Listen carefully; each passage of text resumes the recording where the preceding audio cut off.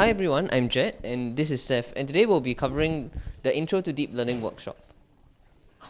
So I think previously you guys probably have learned what is already sort of covered what is AI. So this should probably just be like a reminder. So on screen you can see some possible examples of AI. Like you can see ChatGPT, there's the robot dog, as well as like computer vision AI, like a lot of like systems, for example, use object detection. You can see that the AI will detect like boxes around them. So this is just some examples of what AI is. So in particular, today we won't be covering AI in general, but rather a specific part of AI known as deep learning. So like you can kind of see in this Venn diagram here, I think yesterday you guys have covered machine learning. So deep learning is sort of like a subset of that, which is a specific type of machine learning, and it is a technique, and deep learning is basically a technique to perform machine learning that is inspired by like the way that neurons work in our brain, and I'll cover more about that later. So there are some differences in terms of when you should apply machine learning or deep learning. So for example, machine learning you require like structured data. So like typically you'll just apply machine learning on like tabular data where there aren't that many inputs, whereas you apply deep learning on things like images or videos or text. For machine learning, you also don't need that much computing power. You can just run it on your laptop and it should work properly. However, for deep learning, you often need much more powerful computers with specialized hardware like GPUs or TPUs, which are like a normal computer, but is sort of a computer with a special type of hardware that will help to accelerate the deep learning process. And finally, we also use machine learning for more simple applications like forecasting, while we will use deep learning for more complex applications like image classification or autonomous vehicles. So here is an outline of the content we'll be covering today. So first we will cover multi-layer perceptrons, which is the fundamental building blocks of deep learning. Next, we'll cover their implementation in a library called TensorFlow, and then we'll be covering CNNs, which is a more specialized type of neural network used for computer vision. And finally, we'll cover some of the ethical considerations when using deep learning. So first, I'll move on with the introduction. In biology, I believe you guys would have learned about neurons in the brain. So you can see over here, this is what a neuron looks like. It has dendrites, where it receives inputs from other neurons. Because like in the brain, you have many neurons, and neurons will produce an output, and then they'll send it to other neurons. And here we have the cell body, where the neuron will like take in all the inputs, and it will do some computation and decide what is its output, which will be sent down the axon, which is this long part of the neuron. So very similarly, we can structure an artificial neuron in a very similar way. So as you can see here, an artificial neuron simply takes in many inputs like a regular neuron, and it applies some function on them. So this function, we haven't decided what it is yet, but ideally we would want to make this function simple, but it should also be able to capture the complexity that a regular neuron should be able to cover.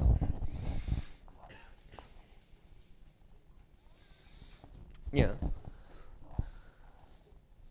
So we have these. So after some experimentation, people have decided that this is like the best function to use. So as you can see here, it will take in the inputs and it will multiply them with a weight. So this means that they're sort of like saying that certain inputs are more important than other inputs. And then each neuron also has a bias term inside. So it takes a weighted sum of all of its inputs and it adds on this bias term, which is just a fixed number which you add. In addition, we also include something called the activation function. So if you look at the expression previously, it's just sort of a linear sum of all the inputs. And if you do a bit of math, you'll actually find out that if you take a linear sum and then you just add many linear sums together, in the end the output would still be a linear sum. This means that this function cannot be a linear function, And so we add something called an activation function to introduce non-linearity into this system. So this means that instead of having the output just be like a straight line graph, it's going to have like curves now. Like for example, a quadratic function, where instead of being a straight line, it curves upwards. So this is a possible example of an activation function. In this case, this is specifically the sigmoid activation function, and I'll talk about this later. So you can see here, these are some of the commonly used activation functions for neural networks. There is the sigmoid and tangent h activation function, which asymptotes or basically approaches a certain value at infinity and negative infinity. So for sigmoid, it approaches 1 and 0, whereas for tangent h, it will approach 1 and negative 1. And for ReLU and Swish, they sort of make the negative value 0, while they make the positive values 1. Make positive values like a linear increasing function. So for ReLU, you can just see it as I take the input and if it's smaller than 0, it becomes 0. But if it's larger than 0, you just leave it as it is. And Swish is taking x multiplied by sigmoid, but I don't think we need to get into the details. So now I'll touch on why these networks are so powerful. But before I move on, are there any questions?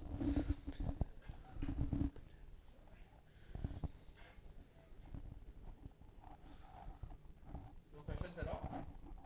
Then I guess we'll continue. Okay, so as you can see here, here I've chained 4 neurons, okay, 3 neurons together. So you can see like the middle two take in a single input, and then they combine with one last neuron to produce one output. And they have also been initialized with different values of weights and biases. As you can see here, if I increase the weight on the first branch, you can see the number there is changing. The function will become like this. So we call this function a step function, where basically it goes from 0 and then it suddenly increases to 1. So basically we can create a step function by adjusting the weights of the network. And we can also shift the position of the step by adjusting the bias of the top neuron over there.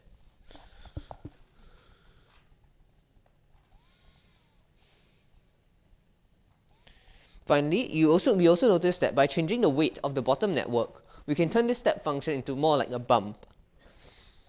So you can see here that by changing that weight, we are lowering the position of the step while keeping that top part still the same.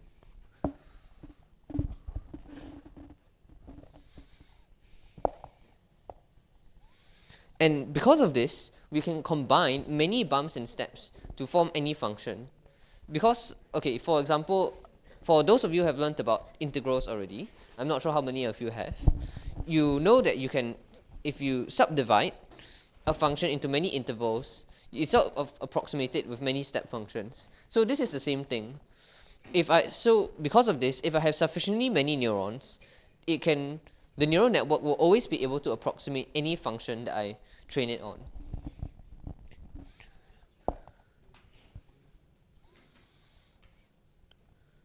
So as you saw previously, this is the structure of a neural network. We begin with an input layer where it receives various types of inputs.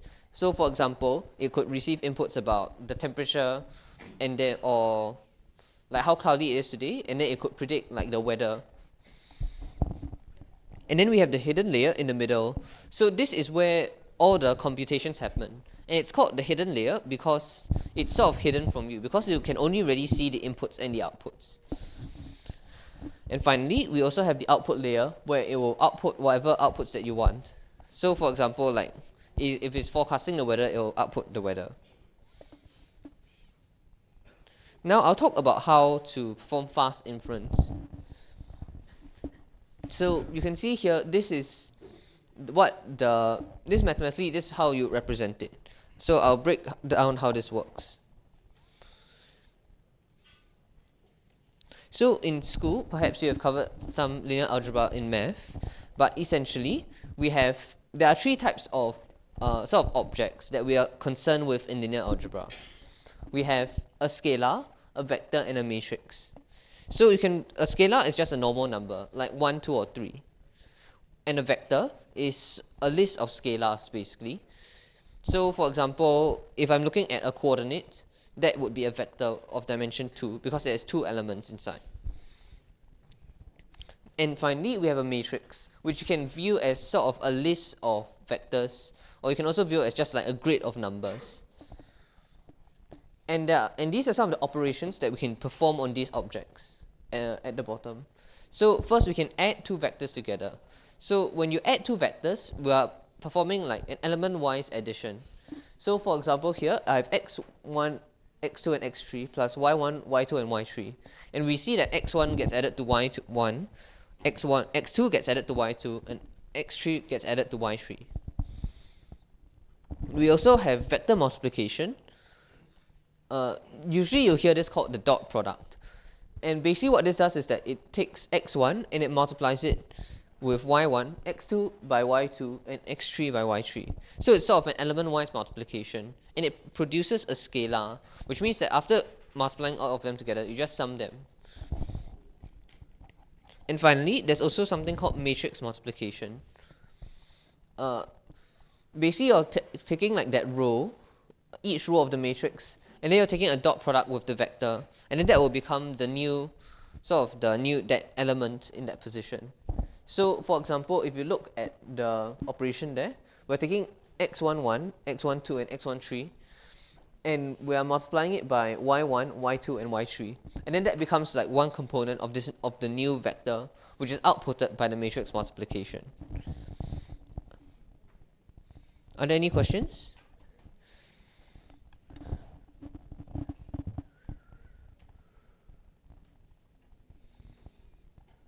Okay, I shall move on then. So you can see here how this might be relevant to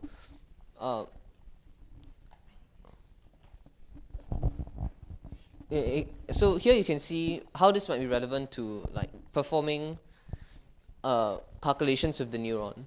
So as you can see, so recall that basically the output is a weighted sum of the inputs with an added bias term. So if we want to express this in vectors for a single neuron, we can consider the weights and the inputs as a vector, because every input has a corresponding weight, and there are many weights and many inputs. So we can form like, so if you recall the form of the dot product, it would be like w1 times x1 plus w2 times x2 plus w3 times x3, and so on. So we can just reformulate that sum into a dot product. And then we can also add the bias term from which is within the neuron itself. And from here, now if we extend this to a layer of neurons, which means that instead of only having one neuron, because every layer has many neurons inside, what we do is that we can basically convert all the scalars into vectors and all the vectors into matrices. Because as I mentioned previously, every matrix is a list of vectors, and every vector is a list of scalars. So after you do all of that, you'll get the final expression on top, which is w dot x plus b. So w is the weight matrix, because every neuron has different weights, and x are the inputs to the layer, and b is the bias of every neuron. Are there any questions? Okay, so essentially this is how computers can very efficiently evaluate the outputs of these neural networks, because there's specialized hardware known as GPUs, which can perform very fast matrix multiplication, which is the main operation needed here. So because of that, we can very quickly evaluate the outputs of neural networks. So now we also need, because now we don't really know what the weights of the network are that will be suitable for our problem, we need to train the network. So to start doing this, we first need to use a function known as the loss function, which will quantify how well or poorly the model performs. So depending on the different types of tasks that you use, there are different loss functions.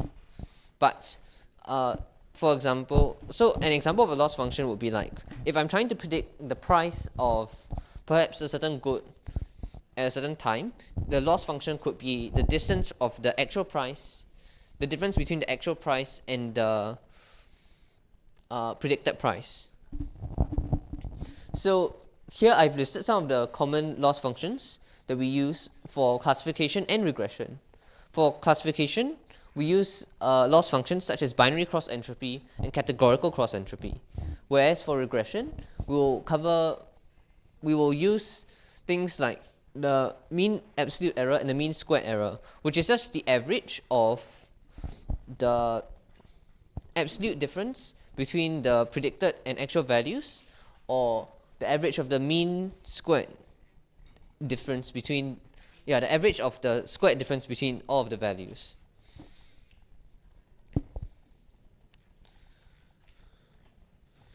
I won't cover backpropagation too in depth, but essentially what we do is that now that we have the loss at the outputs, we can make use of something known as the gradients of the weights to try and optimize them. What this means is that if you consider any normal function, let's say x squared, you will find that if you want to reach the minimum, you can sort of roll down the hill into the bottom. So this is kind of what the AI does. So we compute what is the gradient at that point, which is sort of like the slope. So you can imagine I'm on a hill and there's a slope that goes downwards. So I will follow the slope down. So that's basically what gradient descent, which is how we train neural networks, is about. But there are some problems with this, which is that the loss landscape, or basically the landscape of possible weights that the network can explore, and it's the corresponding loss values for each of those weights, it can have many local minima. So what this means is that, for example, you can imagine a very hilly valley, or imagine there's two valleys. There's one deeper one and there's one not so deep one. If the neural network starts close to the not so deep valley, it will get stuck inside because it cannot see that there is a much deeper valley on the other side of a hill. And this problem results in gradient descent not really being all that optimal, or at least gradient descent in its most natural form. So for example, you can see here, I've trained this network to fit like this function, and depending on where I initialize it, the performance of the model is quite different. So like here you can see that it's not really that good, whereas if I start it somewhere else, you'll find that the network actually produces much better predictions. And you can see it for some other functions here as well.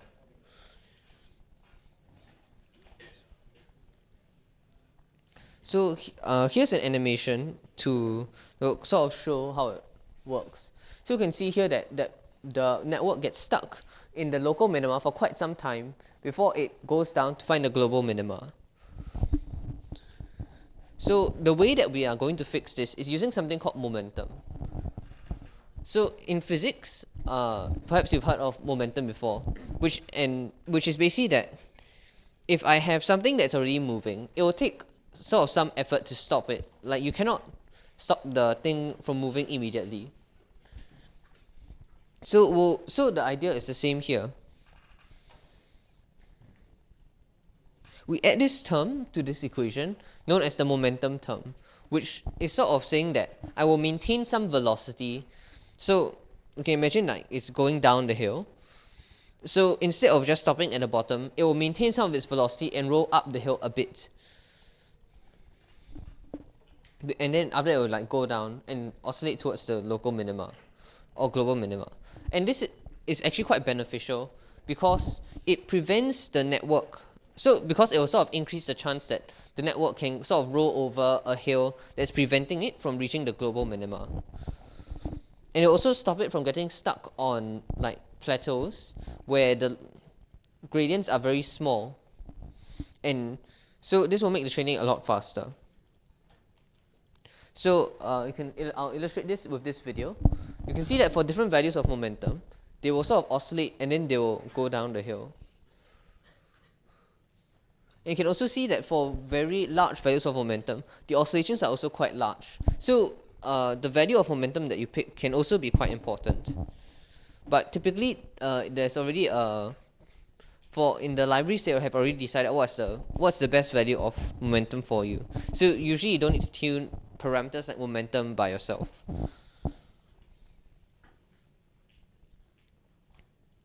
Are there any questions?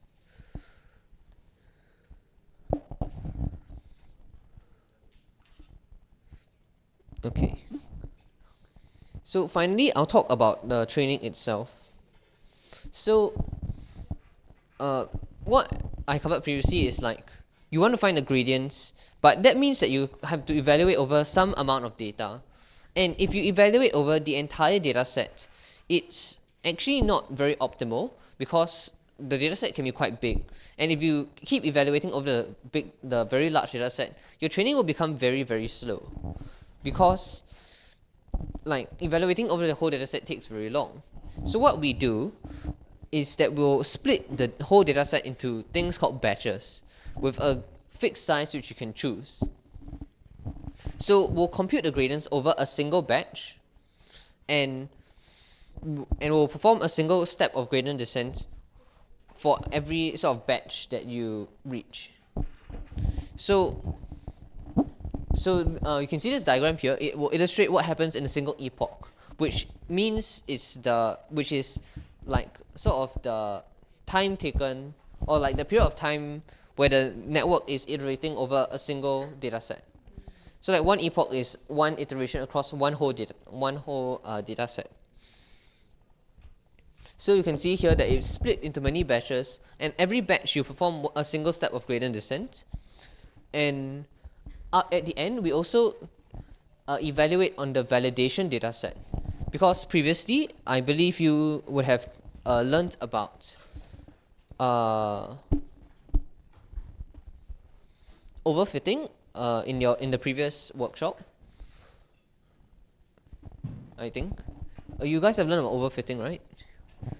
Okay, so like you evaluate on the validation data set to make sure that your model will perform well on that as well as performing well on the training data set, because overfitting means that the model might perform well only on the training data set because it's memorizing the data instead of learning to generalize on all types of data.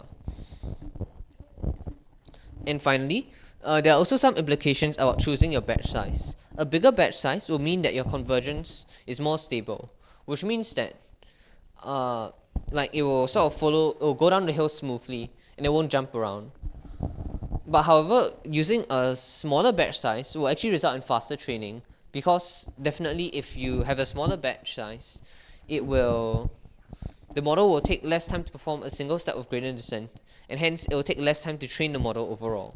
So there's sort of a balance between these two factors. And finally, I will cover about a specific type of activation function which we use for the output layers of a neural network used for classification. It's called the softmax softmax activation function. So let's say I have a neural network, okay, and it outputs, and in output layer I have many neurons, and each neuron represents the probability of it being a certain class which you want to like sort of put the image or whatever into. So you can see here, this is what some of the activations might possibly look like. So maybe there will be some higher ones and there will be some lower ones. And the highest one is of course the class that it predicts. But the thing is that we want to turn this into a probability distribution, because we want to know like the probability of this class versus probability of another class, rather than just having some number in arbitrary units. So what we do is that we can apply this thing called the softmax activation function. So at the top you can see it's taking the exponential of a given activation and dividing by the sum of all the exponentials. The denominator actually ensures that it becomes a probability distribution, since it ensures that the total sum of all the outputs will be 1. the reason why we choose to do like e to the xi instead of just doing like xi, for example, is a bit complicated. So I won't really go into it, but you can read up more. You can read up more about it yourself. Yeah. So after applying it, we can see that it will basically turn it into a probability distribution, and then you can also see like this is the most likely class and its probability, which is like 0.15. Are there any questions?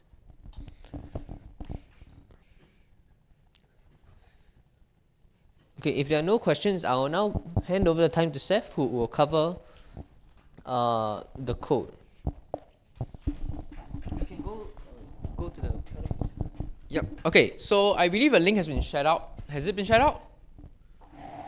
No, yes, no, yes, no, no, okay. You can go to this tiny URL. Do you have Discord available? Do you have Discord? Yeah, I have this. Okay. I'll try and see whether I can share the link in general and see whether I can give you all the link a little bit easier. You just escape. I'll go through the slides as well, right? Yeah, but you can escape first. You can go Yeah. back later. Okay. Do you all want to type the link, or can you just type the link? Oh. Oof. Sorry, I'm not a Windows user. What? Okay, so I think it's already been sent out. You all can access the link, right? No? Yes? For those who don't have the link in the Discord, you all can just use this link instead first.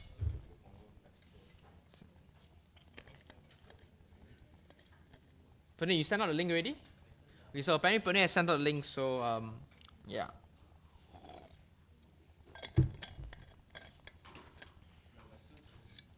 So I'm going to cover the ways you can implement machine learning using code, and we'll be using something called TensorFlow, specifically the QoS layer and TensorFlow. So for those who don't know, TensorFlow is actually a library for Python for machine learning and most specifically neural networks. And there are many alternatives to TensorFlow. For example, PyTorch being one of the biggest alternative to TensorFlow when you're talking about neural networks. So in TensorFlow, there's two ways to implement a model. So the TensorFlow method is a very low-level method, where Keras gives you a high-level way of building a model. And today we'll be using Keras because it's a bit easier. Though it gives you it will definitely give you less control than doing it low-level. So there's three ways to build a model, and today we'll actually be using something called the sequential model. So what you actually do is you use a function, you actually define the model. So in this example, you notice there's actually 3 layers here. So they're all the dense layers. I'll just give you a brief rundown of the code, but this is not the code that we'll be using later. And in this case, the first argument within the dense layer is actually the number of neurons in the layer. And after that, you can see that activation is the activation function. So the next method is something called the functional API. And it is slightly more complex, and it's not. I would think personally, I find it less intuitive than the other method, than the sequential method, because here you very simply just define the different layers you want to have, as well as the parameters for each layer. Whereas in functional API, you can see that what you essentially need to do is you kind of essentially have to pass the previous layer into it, because you notice at the end you need to pass inputs, which is actually the previous layer, and after each layer you have to pass the previous X layer. Afterwards, you have to build the model with whatever you have built previously. And after you build the model, there's different steps. So first off, you build the model, and then next you need to compile the model. So the compiling the model part is where you define various stuff, like for example the optimizer, which is used to solve the model itself, and then after you have loss, which is what Jet explained earlier, as well as various metrics you want to use to judge how well your model performs. Lastly, you train the model, which is the model.fit, And then in the model fit, what you do is you pass the training data set, and generally you will pass a validation data set, which is separate, which we usually separate it from your training data set, as well as other parameters like epochs and batch size. So now we'll be going into the code, a bit of a demo. So this is the notebook. Oh, right. Let's go. Okay. Can I confirm everybody is able to access the notebook? Anybody here can't access the notebook? Raise up your hand now, and Bernie will go around and assist you. Yes, everyone can access the notebook. Yes, yes. Okay, great. Okay, so I believe you all have used Jupyter Notebook. Notebooks in Collab before, right? In previous workshops. I believe you all haven't done this before, but what we want to do is, as Jet mentioned earlier, there's ways to make the model train faster, which is using various hardware processors, accelerators, like GPUs and TPUs. So what we want to do to enable that in Collab is to go to runtime up there. Sorry, one moment. Could you turn off the presentation lights? It looks horrendous. It's over there.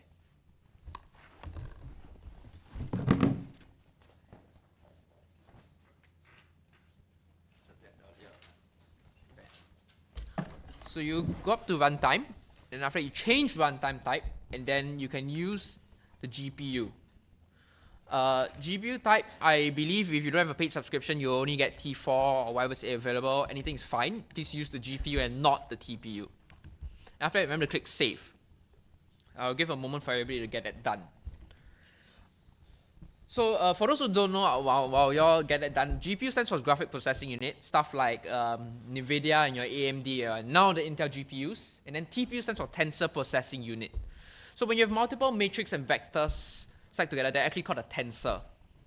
And in machine learning, generally, the GPUs we use are NVIDIA GPUs due to something called the CUDA framework, CUDA library, which allows very easy implementation for parallel matrix mathematics on their GPUs, as compared to AMD, which I won't get into it, but it's not as commonly used in machine learning due to the fact that everything has been built for CUDA. So I'll start now, and first thing to do is we download the data set. So you might notice that in our code we have an exclamation mark because this technically isn't Python code. So curl simply gets data from this link, and what we're doing is we're saving this data, whatever data we can get from this link as something called data.zip. And if you click here, you can see the files. So currently, okay, we need to start a runtime first. So I'll just okay. So currently, you see that we don't actually have. I don't have anything here. And once you run this code, you'll download data and save it as data.zip. So you give it some time to start the runtime and connect to it. Okay. Yeah, you click this to refresh the thing, and you can see data.zip is here. And again, these aren't actually Python commands, so there's an exclamation mark before that. So what you do is you unzip it and you pass it the zip file you unzip, and then here you list whatever's in this directory. So this directory is what you get after you unzip data.zip. So I'll give you a brief run through of what's actually in the data set. So you might notice that when you do ls, which lists what's in this directory, you get 0 and 1. So you go here, you see 0 and 1, which are both directories. The reason that you see 0 and 1 is actually in this data set, there are two classes. So it's a binary classification problem, where in this case 0, if I'm not wrong, means sad and 1 means happy, right? Yeah, so what you're trying to do is classify the facial emotions based on the images, and later we'll actually be able to see what the images are. So the next part of the code is we're importing the libraries that we need. So we have OS system, NumPy, Matplotlib for plotting. Actually, you don't need this, but you don't need this. This is here. Then after that, the more important part is to import TensorFlow as well as Keras, because we're using Keras. We will also define a few functions, and it will print some versions for debugging issues. What's this? Oh, shit. Okay, never mind. We'll leave that in. Too lazy to change it. Okay. So since this is a collab runtime, you should be able to see that you have you should have TensorFlow. If it has errors out, you should raise up your hand and sound it out now. Everybody got this done so far? Okay, great. So we'll start off with doing a bit of dataset prep. So you all should remember that Jet covered a few things, things regarding training your model. So earlier he mentioned that some part of your dataset is used to validate your model. So this is what the parameters we define here. So val size is the percentage. So 0.2 means 20% of the dataset is reserved to validate your models. Batch size is actually a hyperparameter, and in this case that means per batch is 32 images. We define it as 32 images. Image height and image width is the image height and width. You would actually have to check it before you do this, because the image height and width defines the shape of the input layer, but this is given to you. So after that, we use preprocessing from Keras, which gets the image dataset from directory, and what it does is it splits it into the training and test dataset. So what you notice is we pass a few arguments into it. The first one is actually the image dataset itself, and you notice we pass the entire image dataset. And what you'll do is you'll split for each category you have, the sad and happy, you split into, in this case, 80% for training and 20% for validation. Then the validation split keyword argument, we pass the val size, and the subset will define which subset you get. So we get training, you get 80% of the data, which is for the training dataset, and therefore we assign it to train dataset. C basically defines how we split the dataset, the random shuffling we get. Color mode grayscale is because the images are grayscale. Then image size, because the image size and the batch size is defined here, as mentioned.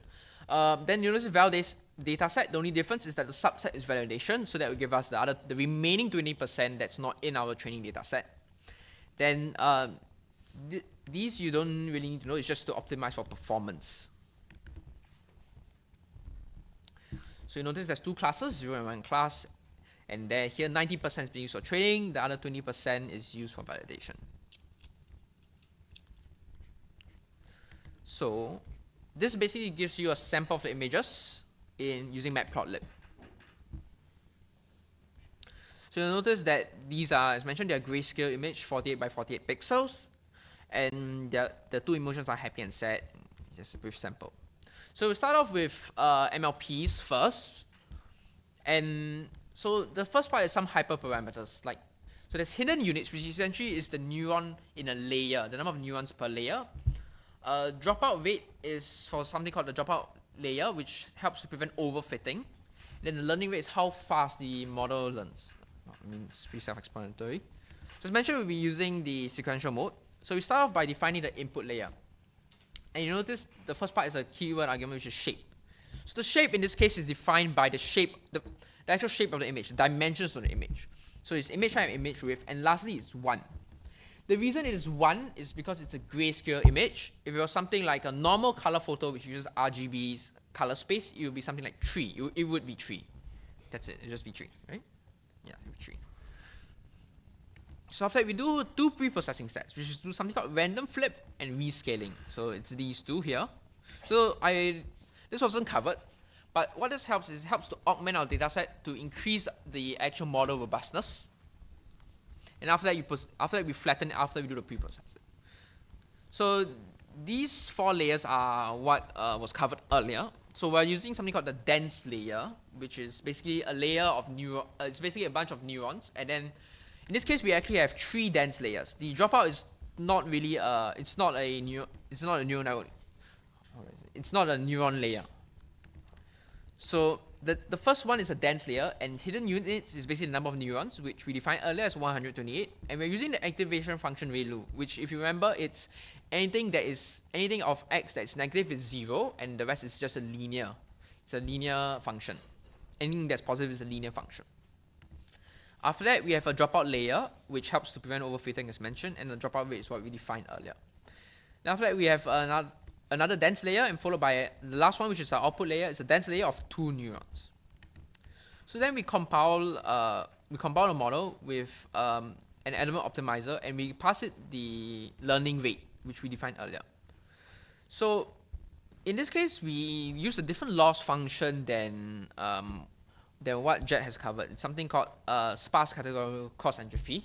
But there are actually many different loss functions, many metrics, many optimizers, many activation functions, and you can go really deep into what optimizers, loss functions that you want to use.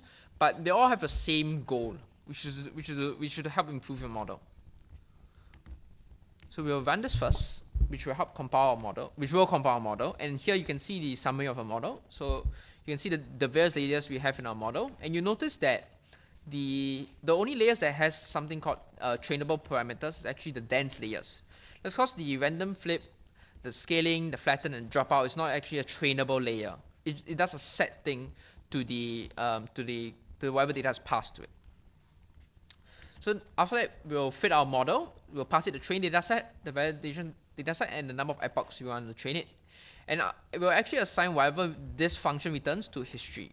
And this gives us the history, the metrics over each epoch. We run the code.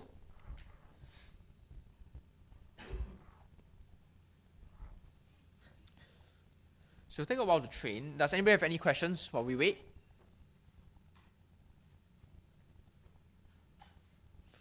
No? Great. So you might notice that actually the accuracy and the loss, the both training and validation loss starts to decrease as you train it, and accuracy starts to increase. So the first two metrics you see is actually the training loss, training accuracy, and after that is the validation loss and validation accuracy. So it needs to be done. So we'll plot history, which will actually show us the accuracy and loss over the epochs. So what you'll notice is the purple graph is for validation and the blue one is for training. So what you'll notice is that as we continue to train over 20 epochs, the training accuracy continues to increase, whereas the validation accuracy after around, let's say, 4 to 5 epochs, it stops increasing and it starts to just fluctuate. And same goes for the loss. So after say, for example, in this case maybe 9 epochs, the loss starts to fluctuate and stops decreasing, whereas for training, loss actually still continues to decrease. So what you'll see is that so in some cases, increasing number of epochs, or let's say maybe you do a bit of hyperparameter tuning, you decrease your batch size, which can help improve models, your model as Jet said, but then you will need to increase the number of epochs. You can potentially increase your accuracy, but in this case, I don't think that will be the case. You can see it starts to flatline and it starts to stabilize. So now we're passing the time back to Jet to talk more about convolutional neural networks before we go on to the practical part of it.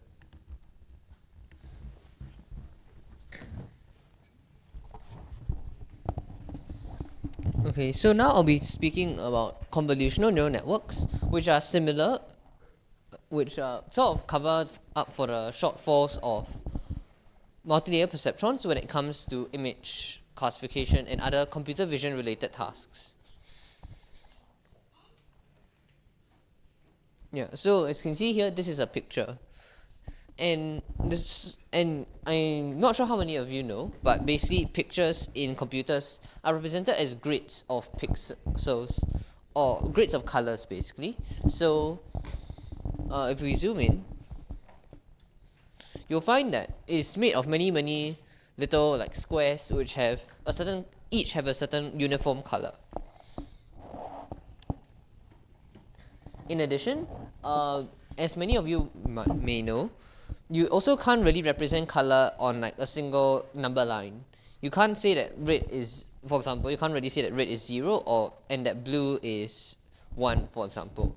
So instead, what we do is that there's this thing called the RGB color system, which is, I think, the most commonly used one, although there's also others like HSV. What it does is that basically each channel represents, or each pixel contains 3 values, which describe how red an image is, how green an image is, and how blue an image is. And then we stack them together like this, and these form what we call the channels of an image.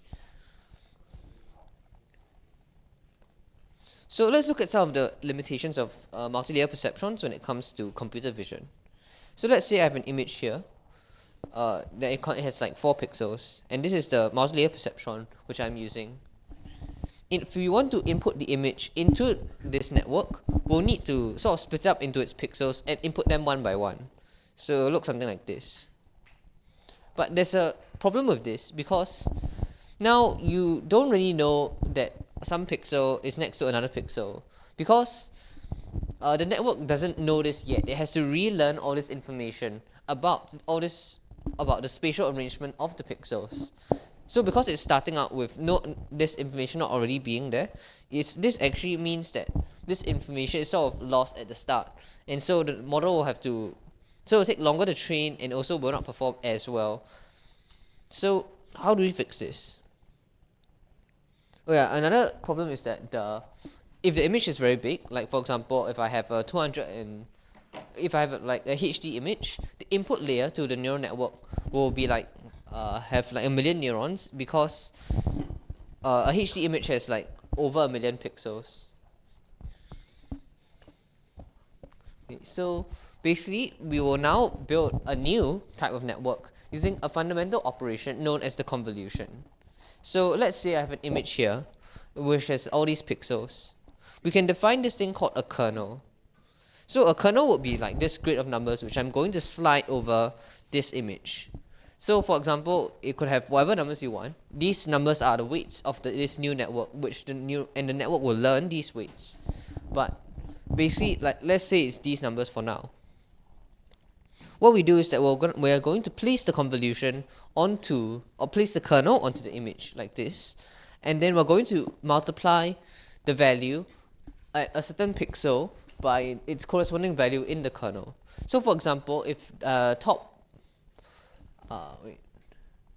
left pixel is 1, then I'll take 1 multiplied by 1, and then the next pixel will be like 3, then I'll take 3 multiplied by 4, and so on. So I'll do all the multiplications, and then I will assign the sum of the multiplications to a single pixel in the new image. So that single pixel in the new image will be like placed at the center of the original image. So it forms a new image, and then the value of this new pixel, the position of this new pixel is where the middle of the kernel used to be. So like you can see, it also formed like a smaller image. Yeah. So one very good thing about this is that it is what we call translation invariant. This means that, let's say, because okay, you know images. Let's say I have a 1, like I'm trying to classify in digits, for example. I have a 1 on like the top left hand corner of the image.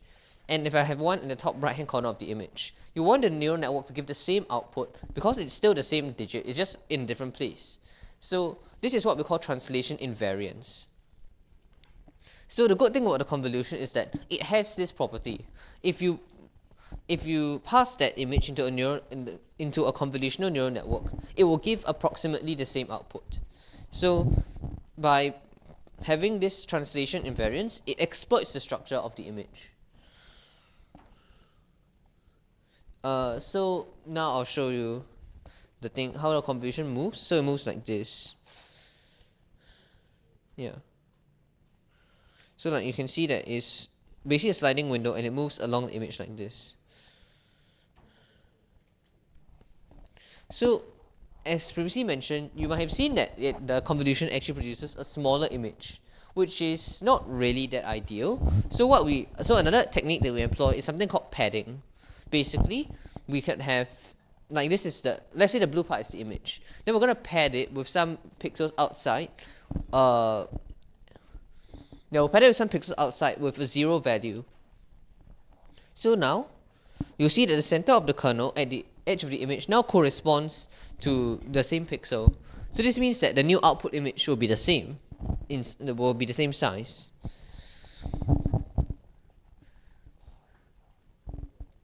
So now I'll talk about how we are going to combine these to form a convolutional layer. As you can see here, each convolutional layer has many kernels.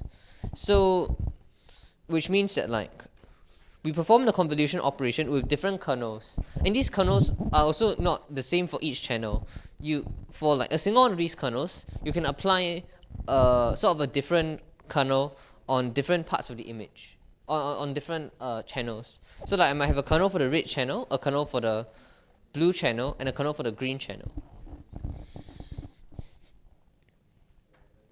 So we apply these on image in this way, and then we sum them together. So like you can see that each image has a certain like depth, right? That's the channels. So we're going to sum across those channels after applying the convolution. And after that, they'll create like a single new channel. And with that, we can also concatenate each of these new images together to form our final output, which we call the feature map. Are there any questions?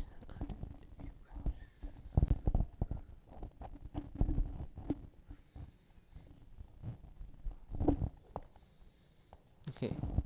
So next I'll touch on pooling. So this is another type of this is another important operation which we need to do. You can see here, this is sort of how the pooling thing moves. So basically it's very similar to the convolution, but for one, okay, it's not really a kernel, but this little square here, it no longer overlaps with itself. So previously you would have seen that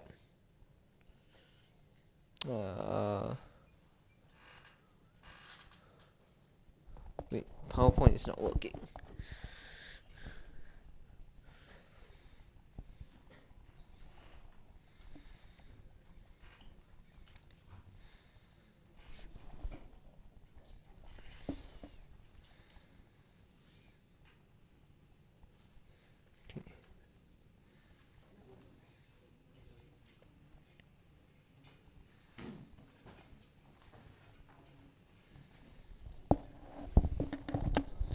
So you can see like in the animation, the kernel doesn't overlap with itself, whereas in the convolution operation, you can see that it only slides by one. So there's still a significant amount of overlap between each of these sliding windows. So now for each of the positions that this little square is in, we're going to look at the pixels there, and then we're going to take the maximum or the average of them. So like, for example, I'm going to turn like those 4 pixels into like 1 pixel. And so this will actually reduce the size of the image, which is quite good because for one, that will make the model a lot faster. Because if the image is smaller, it will take less time to run the convolution operation on it. And another useful fact is that this sort of allows information from further away parts of the image to be used in the convolution operation. Because if you consider applying pooling and then performing the convolution, you'll see that sort of the total number of pixels that it can reach is sort of doubled, depending on like how much pooling you use. Yeah. So I also talk about something called batch normalization, which is another very useful layer that we use that can help to speed up the training. So it consists of 2 parts, the normalization and scale and shift. So normalization means I want to force the mean and standard deviation to be 0 and 1 respectively. So for example, if I have a distribution of values, when I normalize them, I'm going to subtract them by their mean, and then I'm going to divide by the standard deviation. And the way that this layer sort of knows what is the standard deviation and mean of the data is by using a moving average. So for every batch of data that comes in, it will have a certain mean and standard deviation, and then it will take a moving average of those. Yeah. So scale and shift is basically about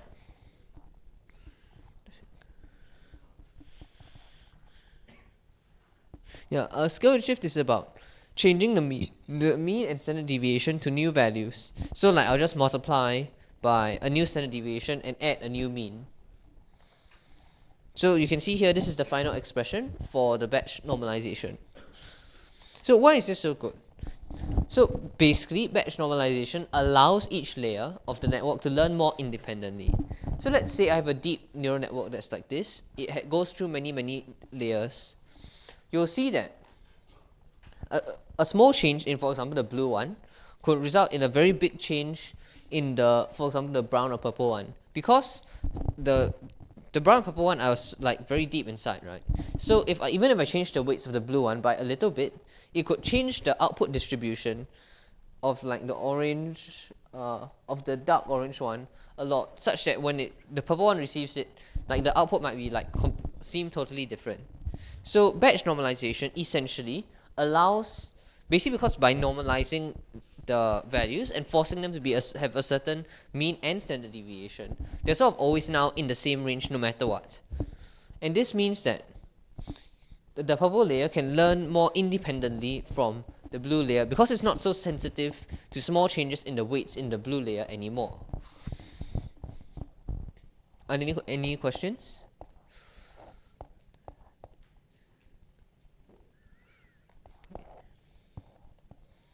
So I also talk about dropout, and this is a method which we can use to combat overfitting.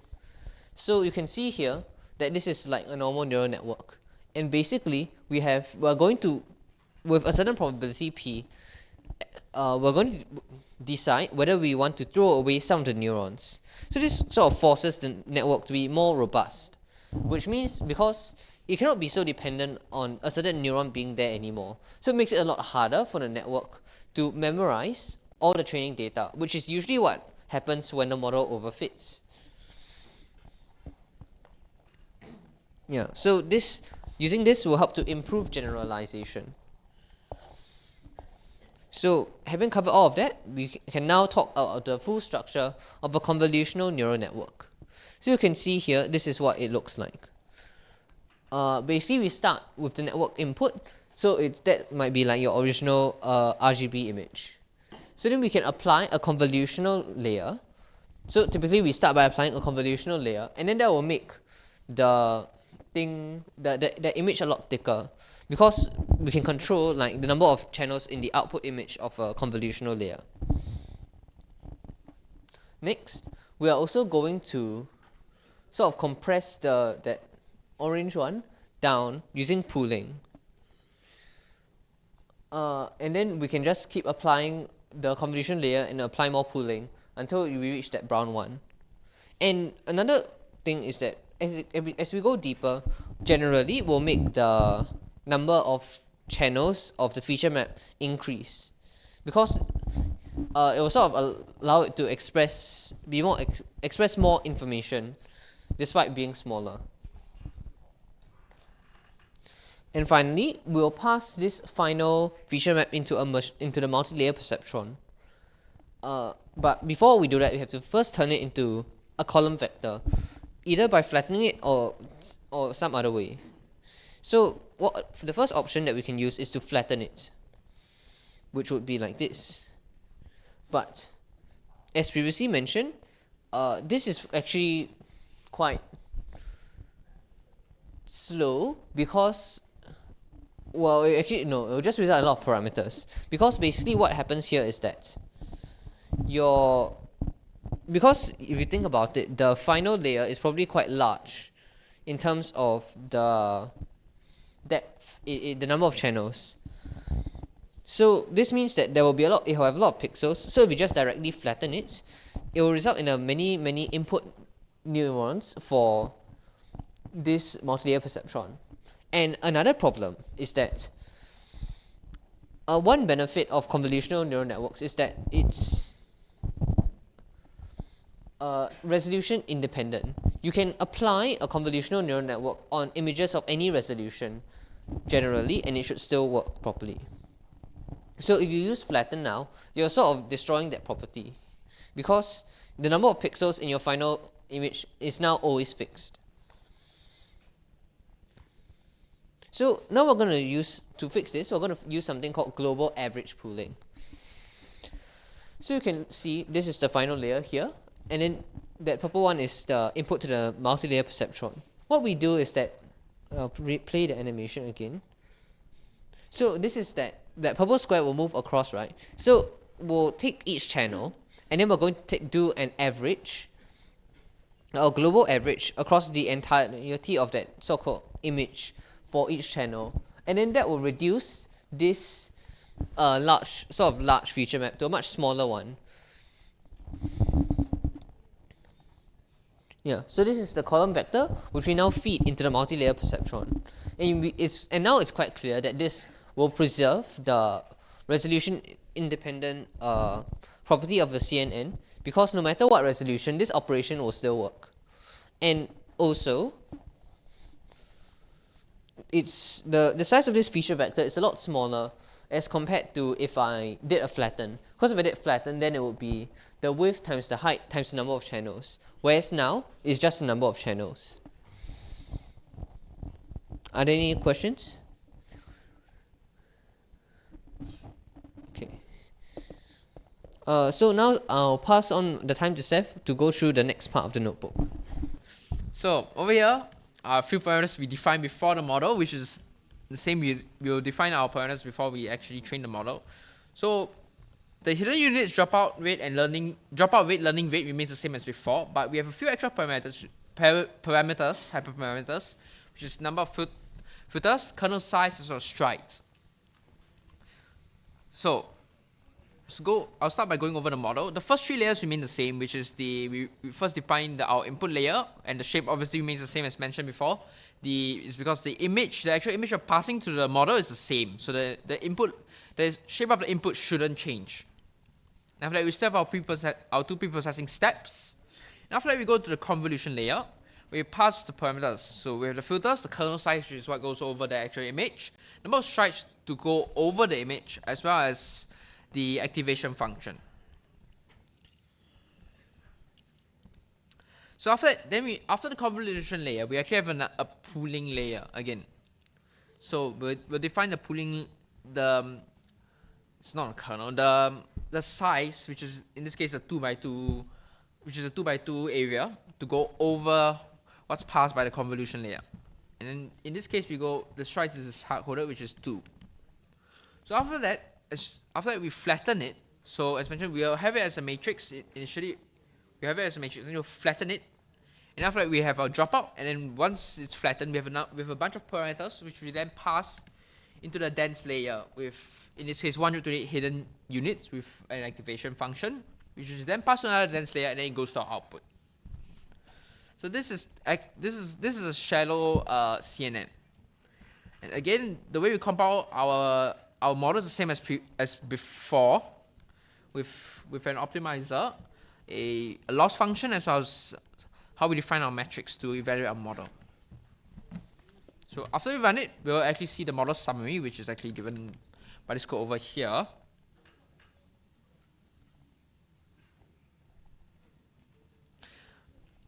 Never mind.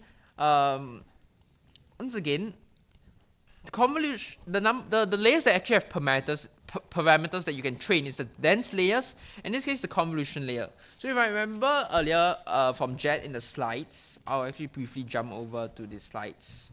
Where is it? I'll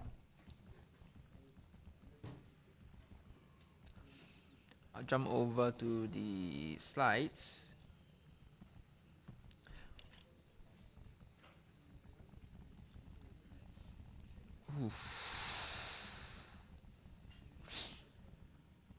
So jump over the slides where you see convolution, as he mentioned earlier, within a kernel, there are weights. So each part of when you go over the convolution, the kernel is done across the image, the weights for each pixel in the image is actually different. So the reason why the convolution layer has a parameter is actually you're training the value of the actual weights in the kernel. Then pooling has no weights because it's a set function. It does the same thing. There's nothing to train. So that's because when you go back to that's how we did the animation. When you go over to pooling, all you're doing is averaging or getting the maximum value for the input to decrease the size. Then obviously dense layers, they again have weights, so that they have trainable parameters. So we actually now train the model, and the parameters for .fit is the same. You pass the train data set, validation data set, and the number of epochs you want it to run. I'm not sure if your collab has timed out, but if it's timed out, you will need to rerun everything beforehand. I don't think it would have because mine has not timed out.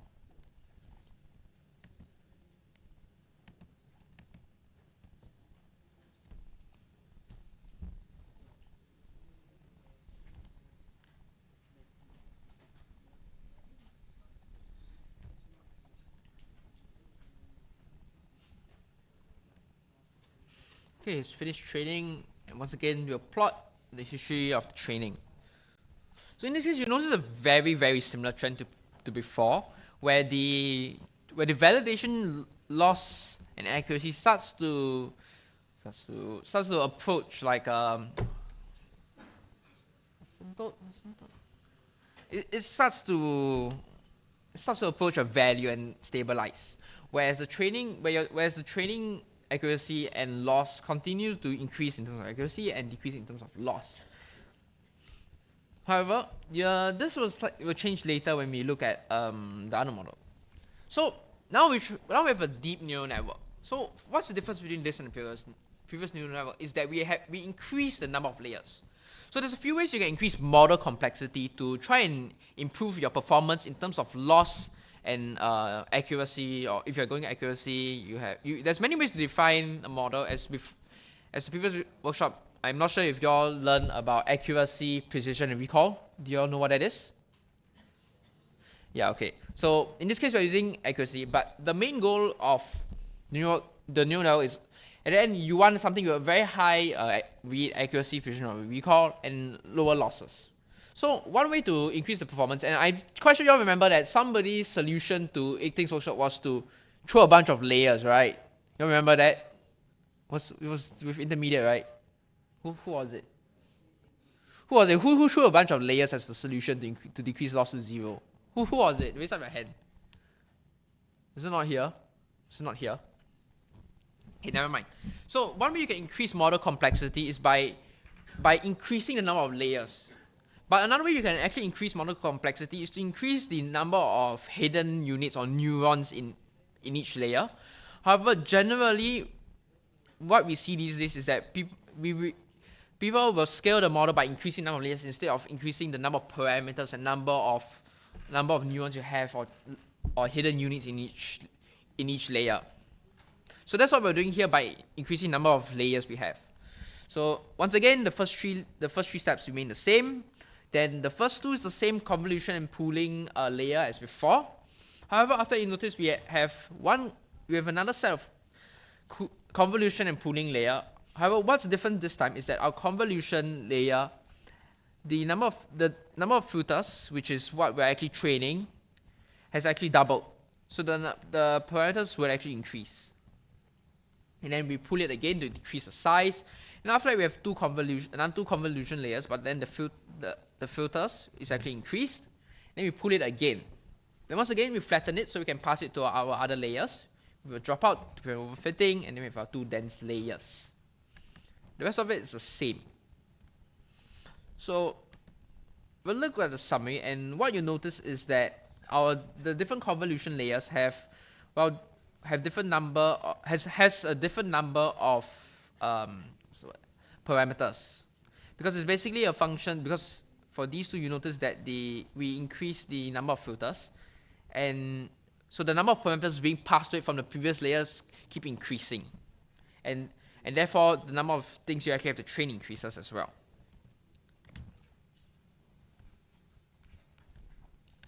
So we'll fit it again. This will take slightly longer because the number of parameters and layers we have to train is higher.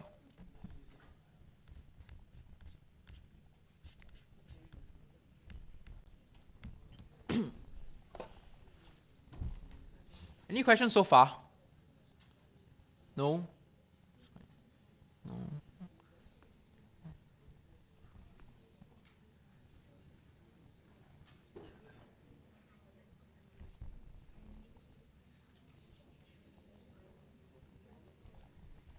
Okay, so if we plot the history.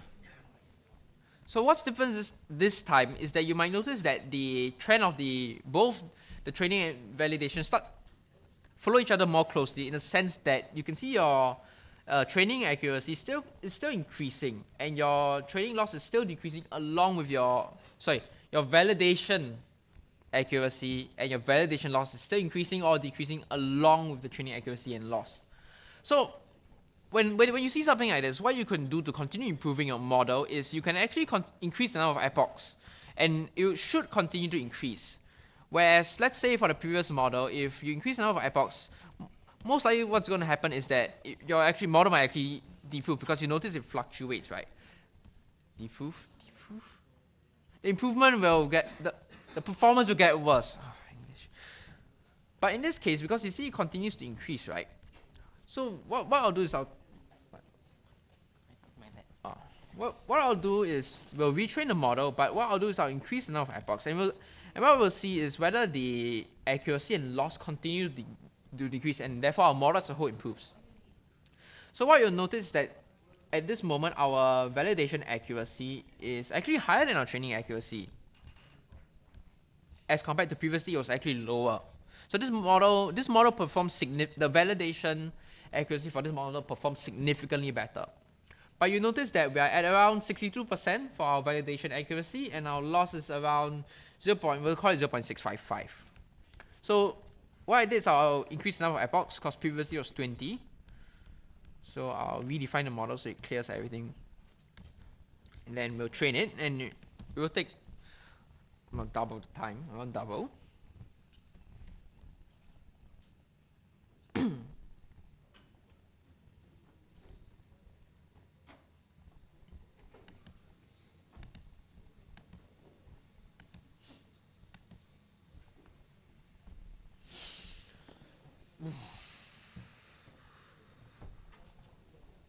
Best part about doing machine learning, especially as somebody whose entire course is machine learning, is having to wait hours just for your code, just for your thing to train. And the best part is when you find out that the last step, you defined it wrongly, and after 4 hours of running your model, it errors out and you get nothing, and you need to rerun it for another 4 hours.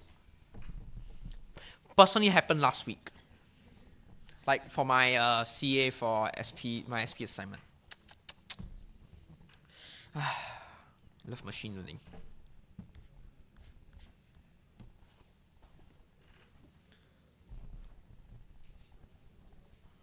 At least this has a GPU, it's not that bad. Running on CPU will be pain.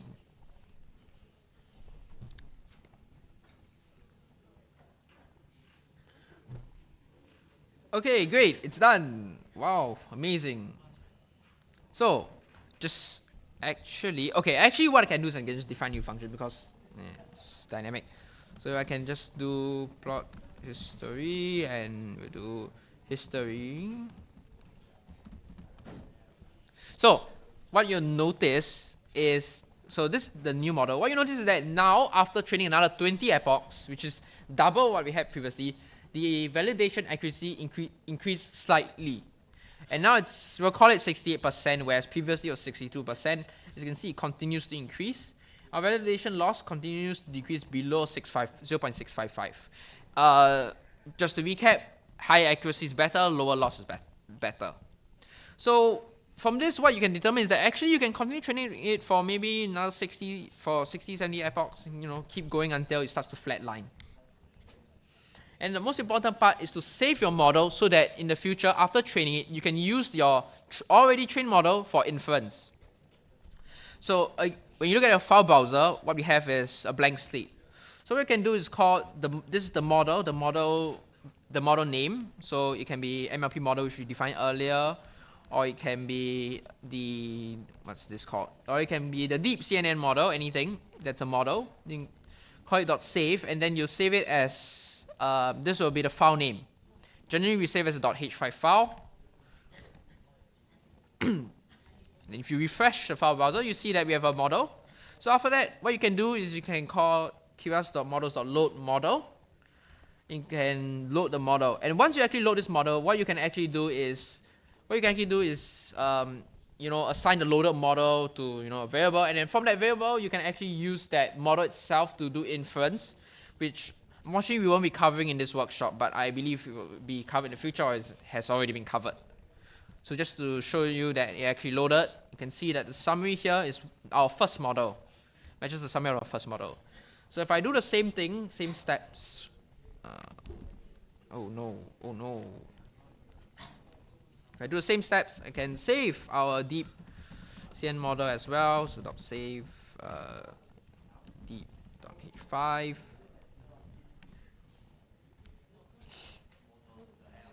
Oh, L indeed. Great, event. And you can see here we have our deep model, and then we can load it as well. So it's what? Is it TensorFlow.qs? Load model, is it? Oh, if I get it wrong, it'll be pretty embarrassing. TensorFlow.qs, the models dot load model. Great. Then, as mentioned, you can say, can do, oh no. Here we can do this, and then you can do various things from this, and then you can, I don't remember how you call inference from here, but after you load the model, you can use it for inference, which is most likely what you'll be using it for after training. Alright, that concludes the practical part of it. Any questions? No? Great. Now we'll be talking about everybody's favorite part of AI, ethics. Yes. Yes.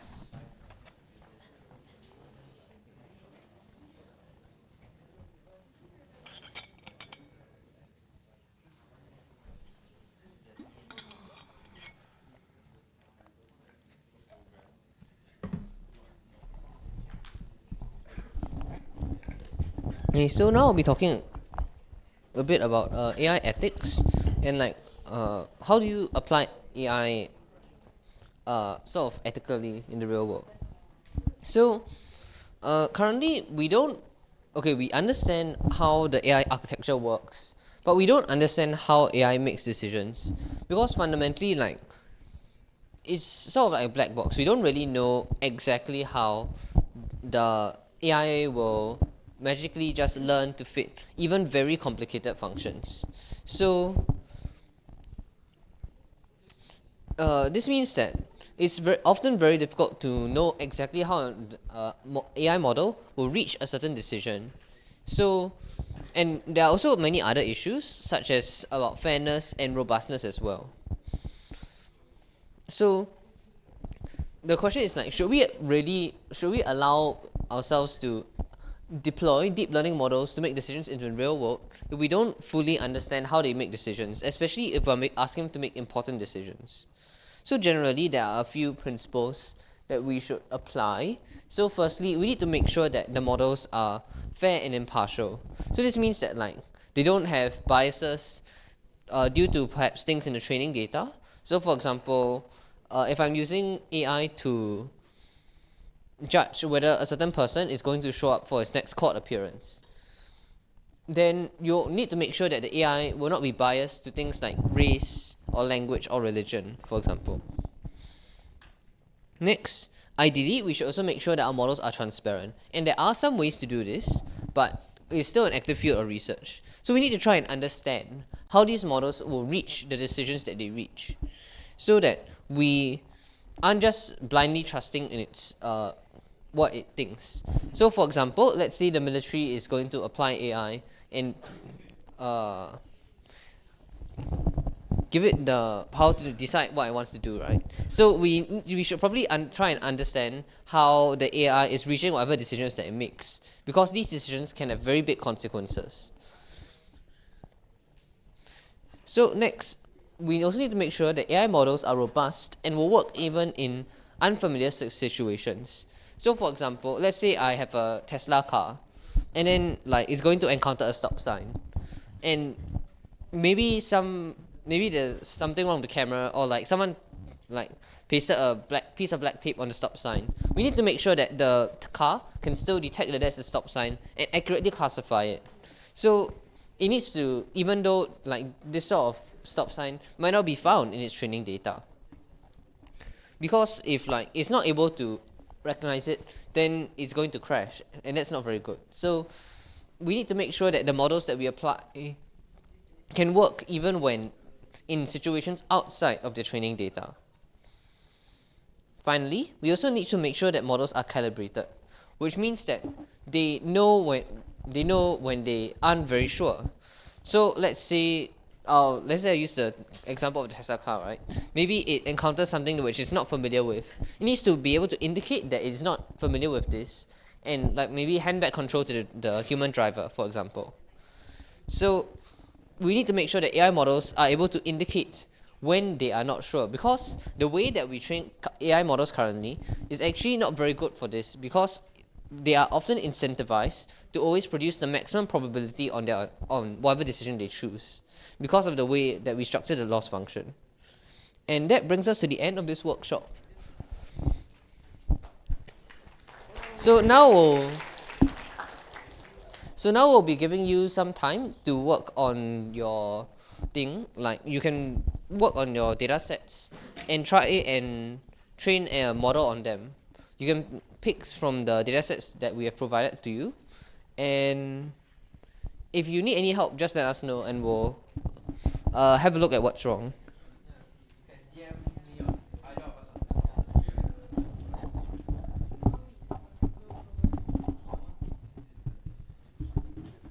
Alright, I think that's the end of our workshop.